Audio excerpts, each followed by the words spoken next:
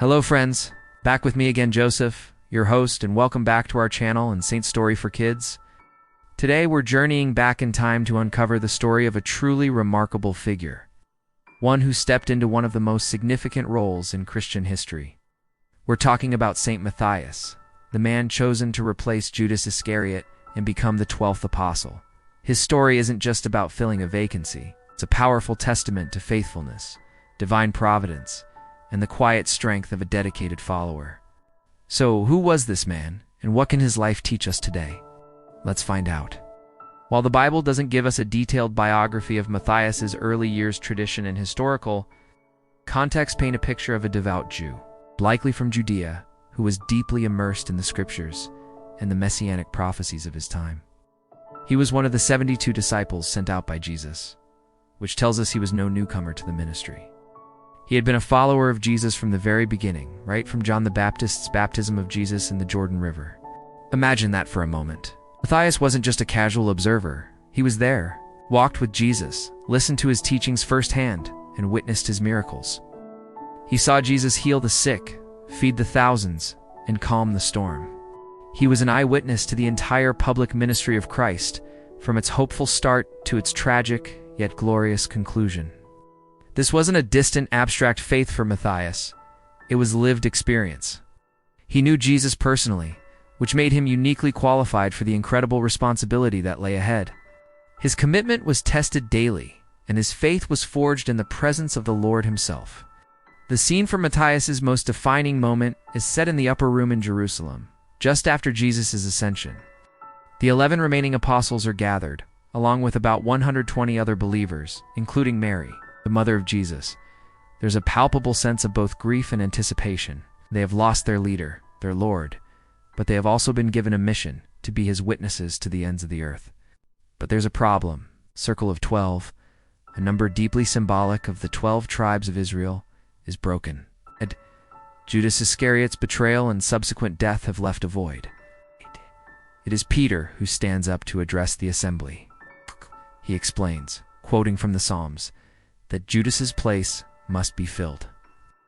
The role of an apostle was not just a title, it was a sacred office, a witness to the resurrection. The criteria were clear. The candidate had to have been with them from the beginning, from Jesus' baptism by John until his ascension into heaven. He had to be a first-hand witness to everything. 2 men were put forward who met these qualifications.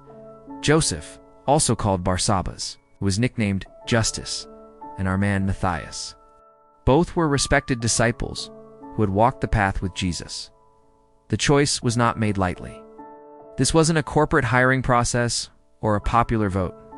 The early Christians turned to prayer. They asked God directly, saying, "Lord, you know everyone's heart. Show us which of these 2 you have chosen to take over this apostolic ministry." Then they cast lots. Now, casting lots might seem like a game of chance to us today, but in ancient Jewish tradition, it was a sacred way of discerning God's will, believing that the outcome was guided by divine providence. The lot fell to Matthias. And just like that, he was numbered with the 11 apostles. There was no grand ceremony, no coronation. It was a solemn, prayerful decision that restored the foundational number of 12, preparing the apostles for the coming of the Holy Spirit at Pentecost. Matthias' selection wasn't about his own ambition or popularity. It was about God's choice in his own quiet, unwavering faithfulness.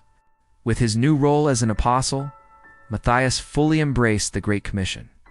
The book of Acts tells us that the apostles went out preaching the gospel with great power. While the New Testament doesn't detail Matthias' specific journeys, early Christian traditions and historical writings provide some fascinating clues.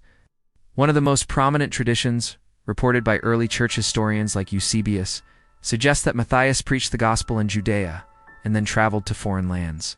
Some accounts place him in Cappadocia, a region in modern-day Turkey known for its unique rock formations and early Christian communities. Imagine him there, sharing the story of the resurrection with people who had never heard the name of Jesus. Some early church writers mentioned a gospel according to Matthias, though it has since been lost and was declared apocryphal by later church authorities. Other traditions, particularly in the Eastern Orthodox Church, hold that Matthias journeyed to the region of Colchis, on the coast of the Black Sea, in what is now modern-day Georgia, This was a rugged, challenging territory. Far from the familiar hills of Judea, these missionary journeys would have been incredibly difficult. Travel was dangerous, and the message of a crucified and risen Messiah was often met with hostility and ridicule. Yet, Matthias persevered. He faced hardship, rejection, and persecution, driven by his deep conviction and the divine mandate he had received. He was no longer just a follower in the crowd. He was a leader, a planter of churches, and a foundational pillar of the new faith. His work, though not recorded in Scripture, was vital in spreading Christianity beyond its Jewish origins and into the wider Gentile world.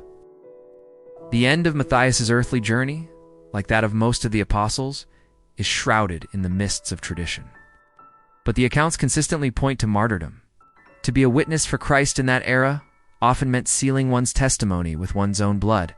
The specific details of his martyrdom vary depending on the historical source.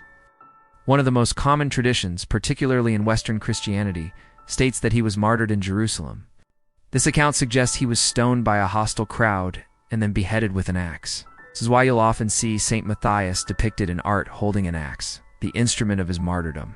It's a stark, powerful symbol of the ultimate price he paid for his faith. Another tradition, more common in the East and found in Greek sources, claims he was crucified in Chalkis, the same region where he had labored as a missionary. Regardless of the specific location or method, the message is the same. Matthias remained faithful to the very end. He did not shrink from his calling, even when it led to a violent death. His martyrdom was the final, powerful act of his witness to the resurrection of Jesus Christ. He had walked with Jesus in life, and he followed him in death, confident in the promise of eternal life. His remains were reportedly brought from Jerusalem to Rome by St. Helena. Today, they are venerated in the Abbey of Saint Matthias in Trier, Germany, and the Basilica of Sant'Agustina in Padua, Italy. Saint Matthias is a patron saint of tailors, those with smallpox, carpenters, and those struggling with alcoholism. So, what can we, living 2,000 years later, learn from the life of Saint Matthias? His story is packed with timeless lessons. First and foremost is the power of faithfulness. Matthias wasn't a prominent figure during Jesus' public ministry. He wasn't part of the inner circle like Peter, James, and John. He was a quiet, steady presence. A disciple who simply showed up day after day, stayed the course, even when things were confusing or difficult. His story reminds us that God sees and values quiet, consistent faithfulness. You don't have to be in the spotlight to be part of God's plan. Second, we see the importance of trusting in God's providence. Matthias didn't campaign for the role of apostle. He was simply available and willing to serve. His selection shows us that God's plan often unfolds in ways we don't expect. When one door closes, like the tragic fall of Judas, God opens another. It's a lesson in trusting that even in moments of loss or confusion, God is at work, weaving together his purposes. Third, Matthias's life is a model of humility. He stepped into a role vacated by betrayal and shame, not for personal glory, but to restore and serve the body of Christ. He accepted the immense responsibility without seeking recognition. This teaches us that true leadership in faith is about service, not status. It's about being willing to do what needs to be done for the good of the community. Finally, Matthias inspires us to persevere. From his anonymous discipleship to his dangerous missionary journeys and ultimate martyrdom, he never gave up. He faced down every obstacle with courage rooted in his faith. For us today, his life is a call to action. It encourages us to be faithful in our own daily lives, to trust in God's plan even when it's unclear, to serve with humility, and to persevere in our faith, no matter the challenges we face. Saint Matthias is a powerful reminder that ordinary people, when filled with extraordinary faith, can play a vital role in God's amazing story. Thank you so much for joining me on this deep dive into the life of Saint Matthias. If you found this story inspiring, please give this video a thumbs up and consider subscribing for more journeys into faith and history. Share it with your friends, and I'd love to hear your thoughts in the comments below.